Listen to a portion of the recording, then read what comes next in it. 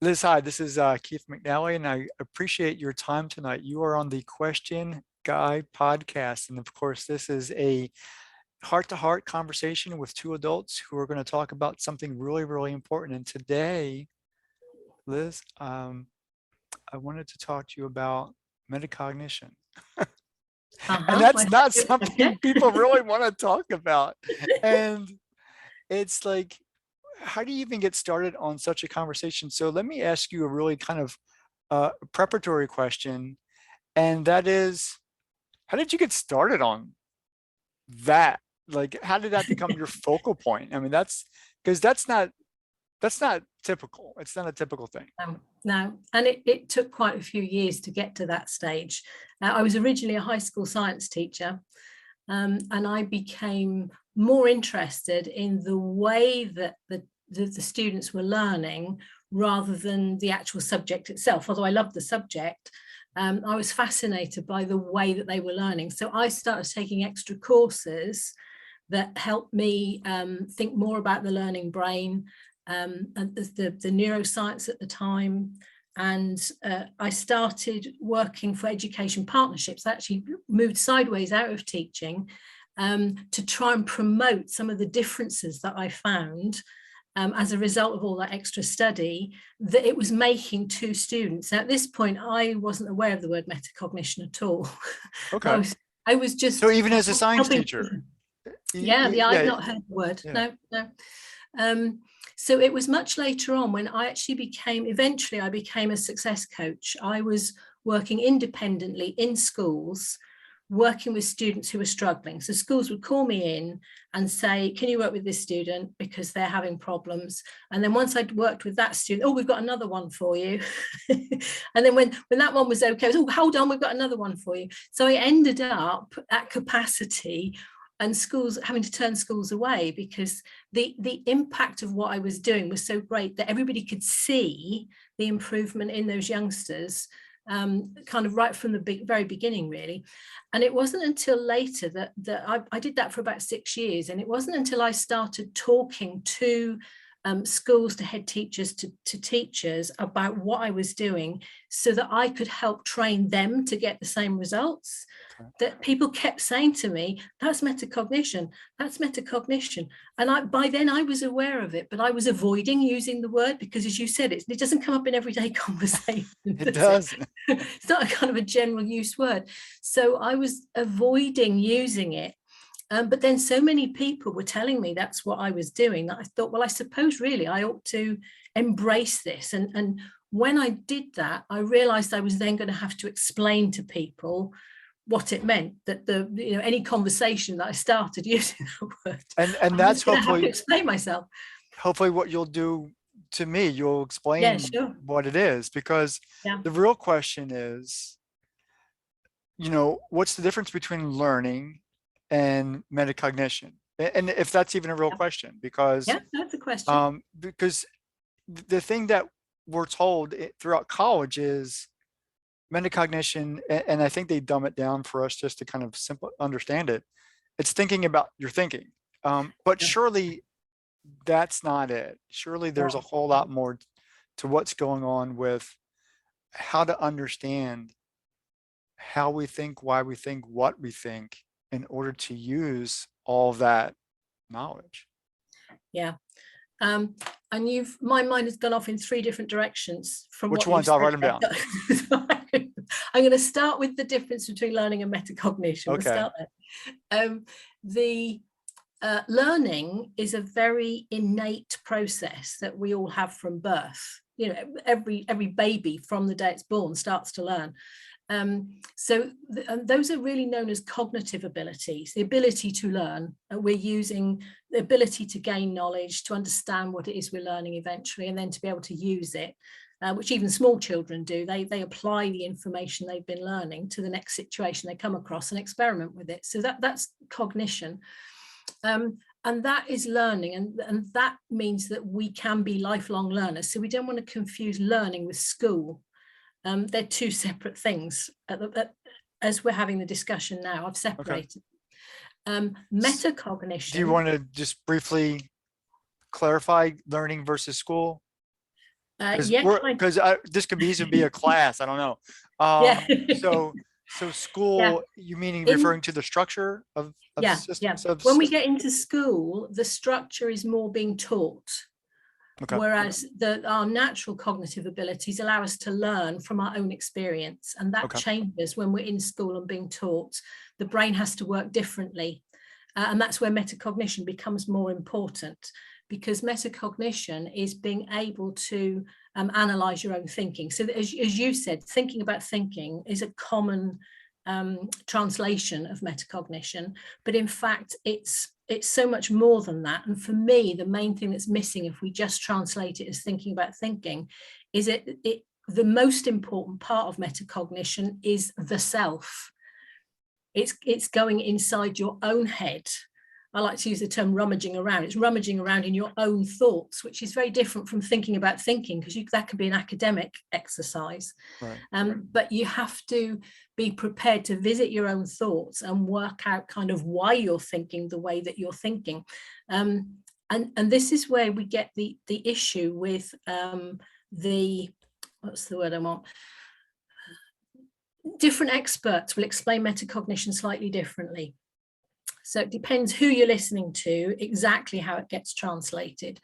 But recent research shows that the metacognition in the scientific sense is very closely related to our decision making in the prefrontal cortex of the brain, right at the front behind the forehead.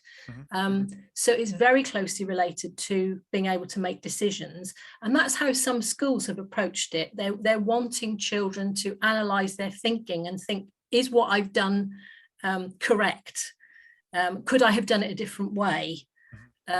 Is there someone else who could help me with this? Kind of questioning their learning. For me, the issue with that is that a lot of children in school are not ready to think like that. So just suddenly teaching them to ask those kind of questions, for me, is not the starting point. And schools who've tried with that as a starting point often find they don't get a huge amount of success, because they're teaching metacognition kind of as a subject. It's not a subject, it's a way of thinking, and it's inside each one of us. So that's the difficulty for schools, is you have to get inside the heads of the learners. And of course, that means that schools will tend to shy away from it as a topic, because how do you do that? Right. So is there an age level starting point where you recognize that a child now has the capability of self-reflection? Because maybe my daughter does at this point. My daughter's 12, maybe not too far in the past, maybe at 10, maybe not so much, maybe just kind of an inkling of, if she were to have done something, whatever, and I would have asked her, why did you do that, or why did you do it that way? Yeah.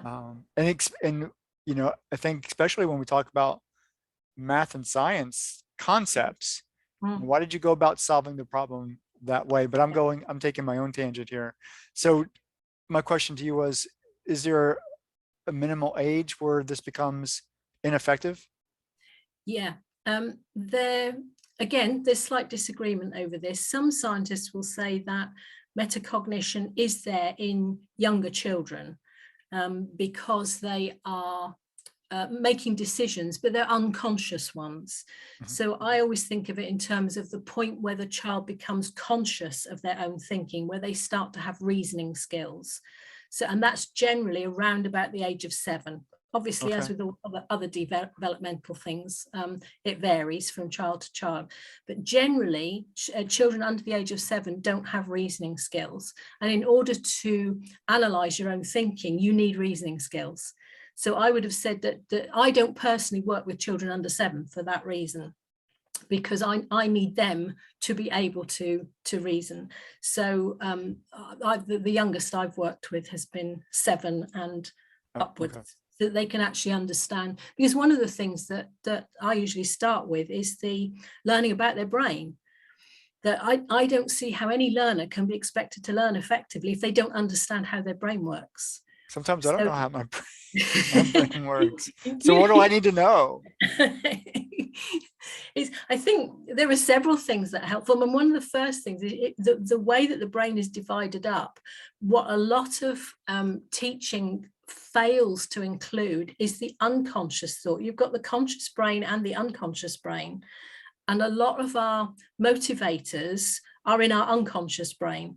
So including the concept that a child has of themselves. So during those first 7 years, you've got, it's more like a database download that children, instead of reasoning on things, are literally just downloading information. They're building up a store of information that will come in useful for making decisions later in life. Okay. But it does depend what they're downloading. I mean, I don't have to tell you about the circumstances under which some children grow up. Mm-hmm. And therefore their view of themselves will have been affected before the age of 7 as to whether they consider school a good thing, whether they consider learning a good thing, whether they feel they're capable of doing certain things, is all laid down in that first 7 years. And then it's built on through the experiences that they have after that. So if they have some bad experiences then obviously their self-concept kind of drowns in negativity.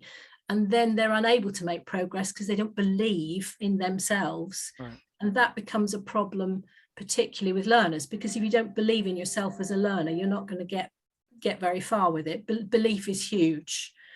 I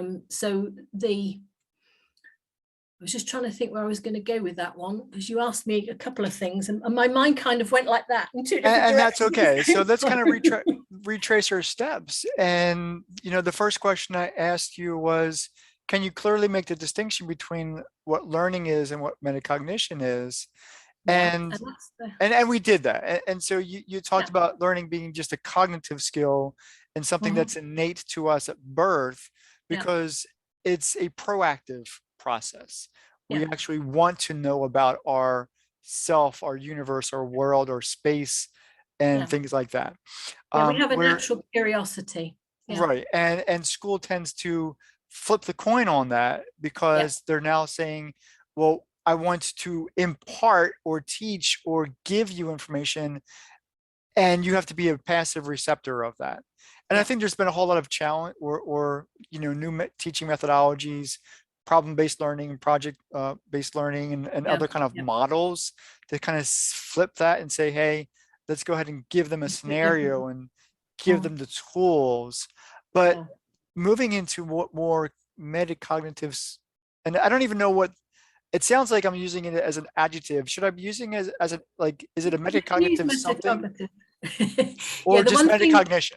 Metacognition is easier, or thinking metacognitively, because then you get into the area of using a metacognitive approach, for instance, and then that's not right, because it sounds like it's something that can be applied from the outside, whereas in fact it's about what's going on inside a person's mind. So the language around it is tricky. Right.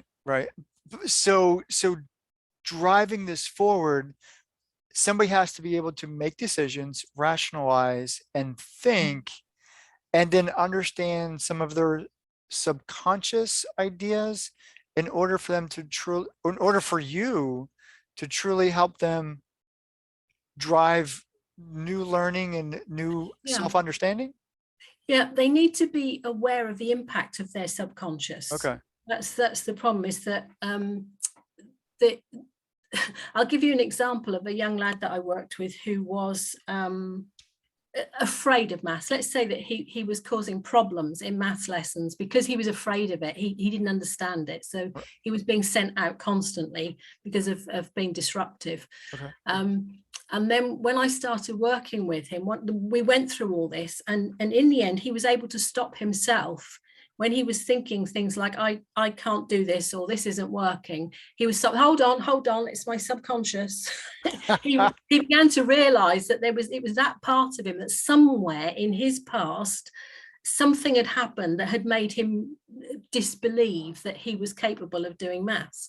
So we kind of worked around that one. And he had to start kind of way back, because he'd never learned his times tables or anything. He was 15 at the time, but he was able to start learning, and he was able to start staying in the classroom and tackling the maths, because he realized what was causing the problem for him. So I think it helps learners who are, shall we say, struggle emotionally, and there are quite a few of them. Most of the poor behavior in schools, there is something going on underneath that somebody is struggling with. And if we can help them address what the struggle is, then we can help them overcome it and feel more comfortable in the school environment. Well, that's so much better than having to struggle. But then how do you, what's the magic? So there has to be some kind of process, because you have to get to the root of something, and sometimes that's a scary journey.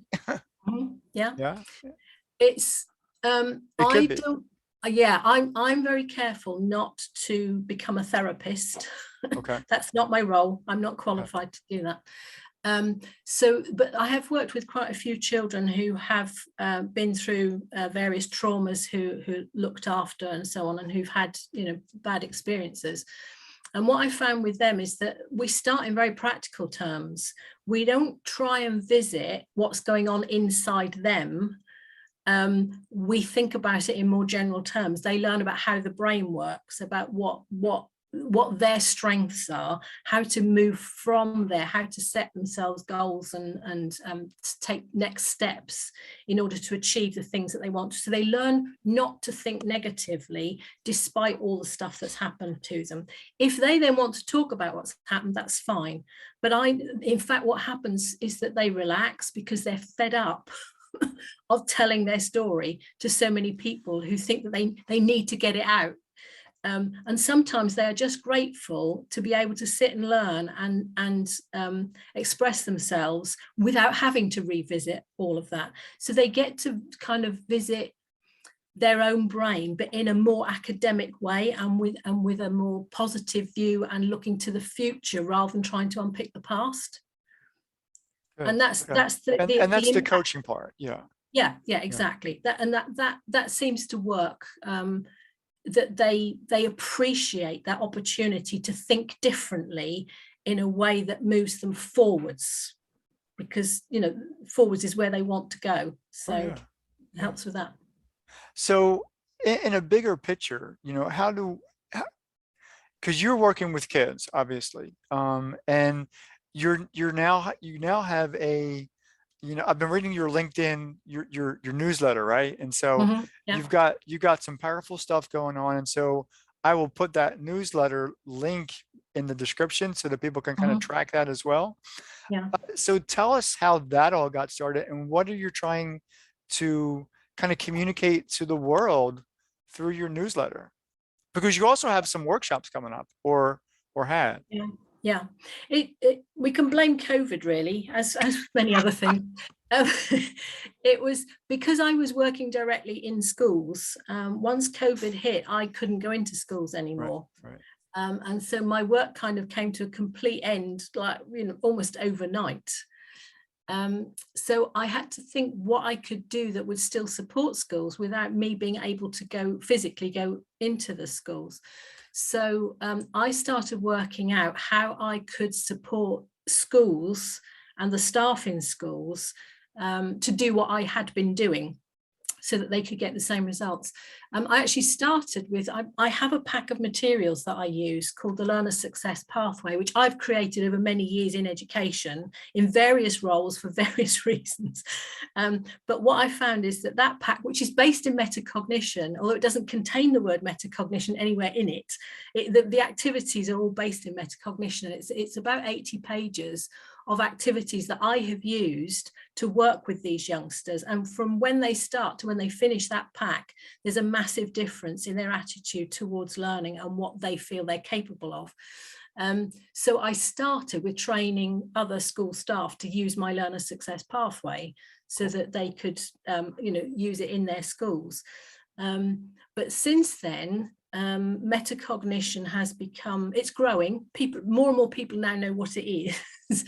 But it's being acknowledged how difficult it is to implement. So the kind of new direction that I'm taking now is to offer my services as a whole school approach, so to kind of help a school from start to finish to start developing metacognition in their learners, because so many children don't have it. It's not being developed.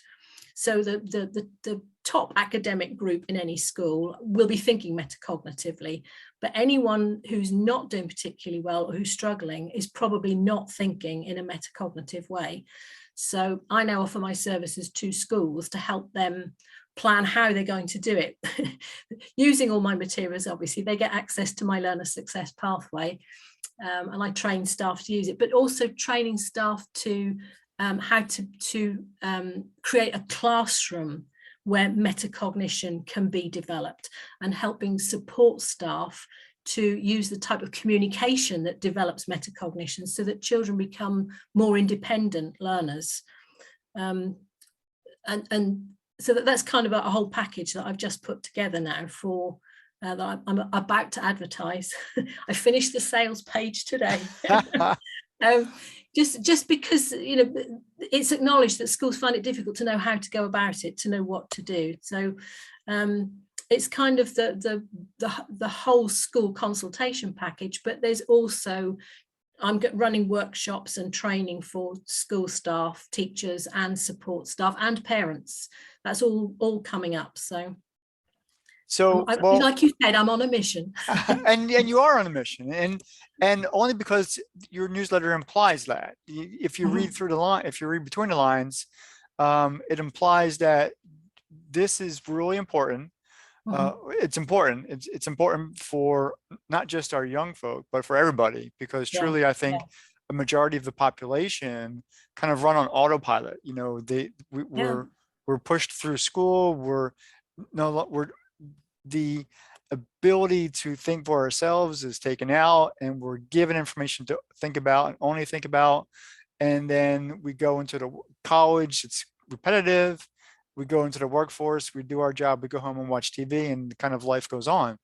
But there's so much more to life, you know, kind of hinting back to initially what I think the conversations I'm having with people is that light bulb is going on. There is more to me. There's something in my subconscious. There's my thinking is here, and I want it to be here. And not using the word, you know, metacognitive or metacognition, you know, they're experiencing a rebirth of themselves. And I think, you know, when you apply your skills or your process or your model, your technique to help young people, and this is really where it needs to take place, because if you have that, the younger you have that awareness, the more full your life is going to be. And we know that. And so I want to give you an opportunity to kind of share what you're doing specifically, but you touched on a word about, before all my rambling, you used the word language. And I think language is critical, because the fewer words that we know, the fewer words that we think about. And there are some correlations to our ability to understand language and use language with our ability to think.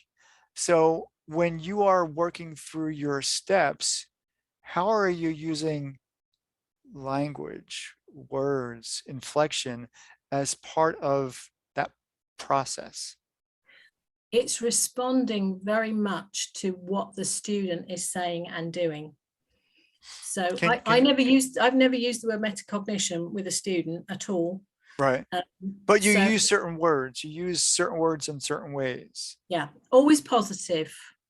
Never put anything in a negative frame. So it's always so that they see positivity. It's always about moving forward.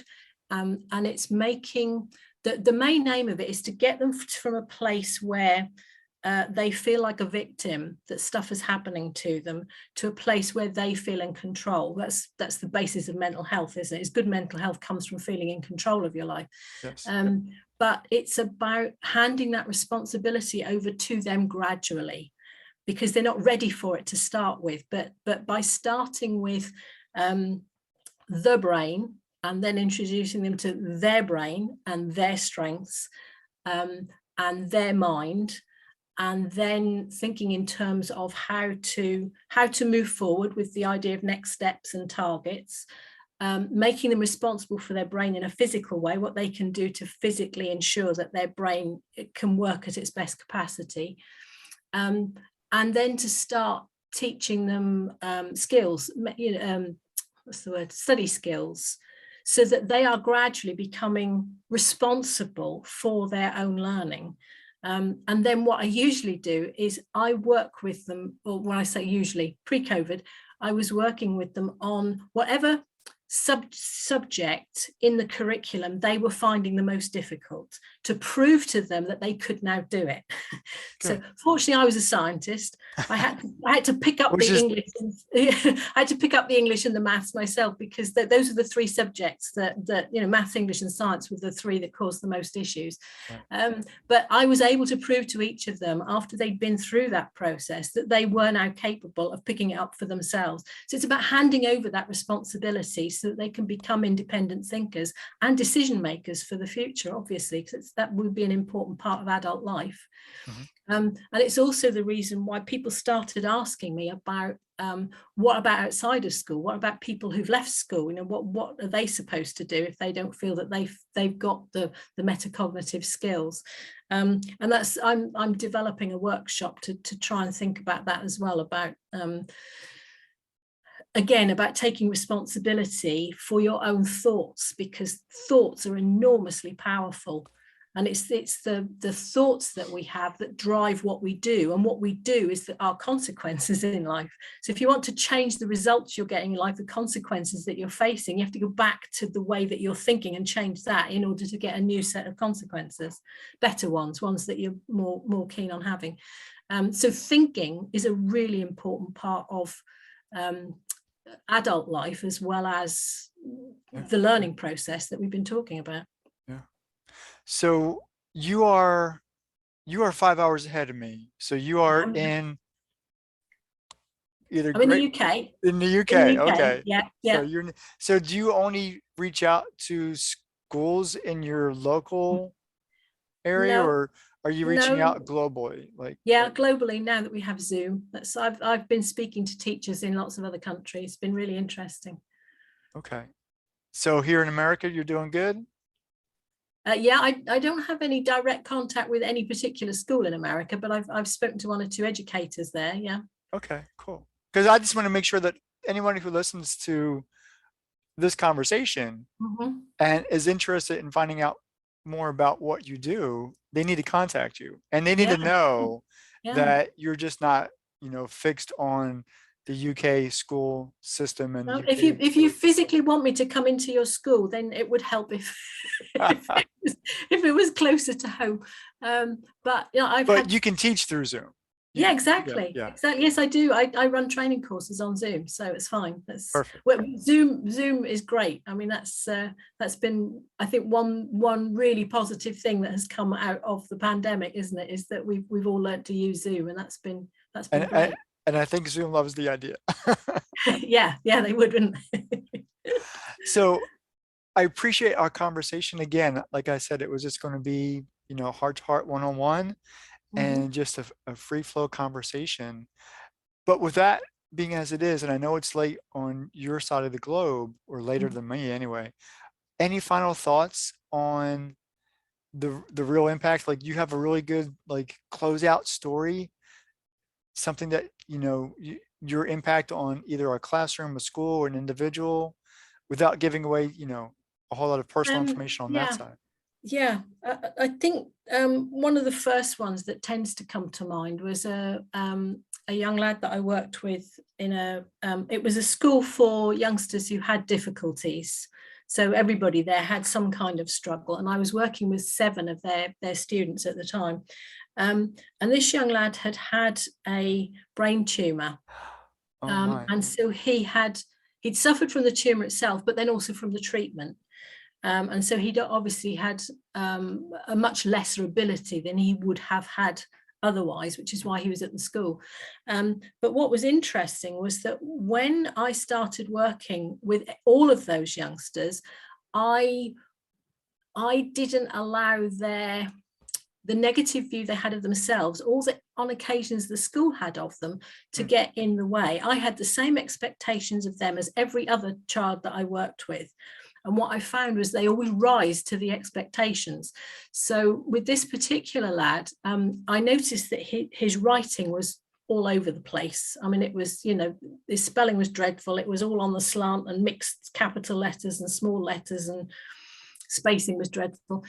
So I spoke to his parents and I said, well, would you like me to work with him on his writing as well while we're going through all these other things? Because they'd asked for some extra time with him.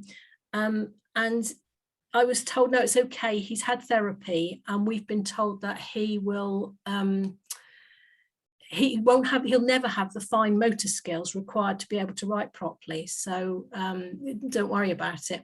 But as I worked with him, as I said, I had the same expectations, always positive, and gradually I expected him to write stuff down, not in any great, we were doing mind maps and things. And he eventually created a beautiful mind map with all the writing neatly on all the lines. That was so lovely that his mum cried when she saw it, because she found it hard to believe that he had done it, because she'd been told that he would never be able to do that. But just because I refused to believe that he couldn't do it, he then believed that he could do it, and found that he could. So I think we tend to put ceilings on what youngsters can achieve. And I think it's really important that we don't do that, and that we give them the space and the thinking ability to push as far as they can actually go, which will be different to where someone else can manage to go. But they need to be free to achieve what they are capable of achieving. And I think that's one of the problems in school, is that very few students actually get the chance to do that because of the structure of the education system. And Liz, you're probably right. That's a beautiful story. I almost cried myself, but I know that there was a positive ending because you wanted to tell it, and that was perfect. So thank you so much. And thank you so much for being on the Question Guy podcast. It was a beautiful conversation. You're welcome. Thank you very much for having me.